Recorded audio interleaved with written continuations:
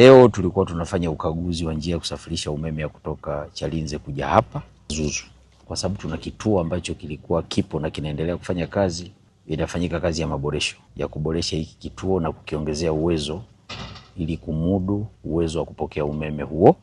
Hiyo njia ni muhimu sana kwa sababu inatuongezea uwezo sisi wa kusafirisha umeme wa kutosha kutoka bwawa la Mwalimu Nyerere ili kupeleka sasa kwa watumiaji maeneo tofauti tofauti baada ya kuwa umefika hapa Dodoma.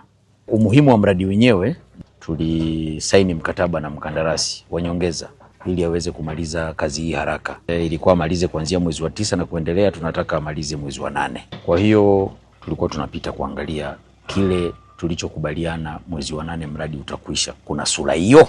Tumeanzia huko Dumira na tumeshuhudia vifaa viko pale vya kutosha vya kumaliza mradi, lakini tulikuwa tunakubaliana juu ya idadi ya wataalamu wa nyongeza wa ziada watakaoweza kuhakikisha tunafupisha huo muda mpaka mwezi wa 8.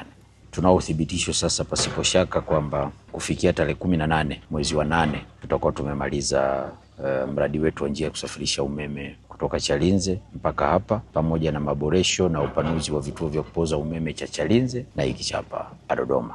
Kimsingi mradi huu unafadhiliwa na serikali ya Jamhuri ya Muungano wa Tanzania kwa asilimia zote 100 na una thamani ya bilioni 514. Kwa sasa mkandarasi anaendelea na kazi na mradi umefika asilimia 82.5.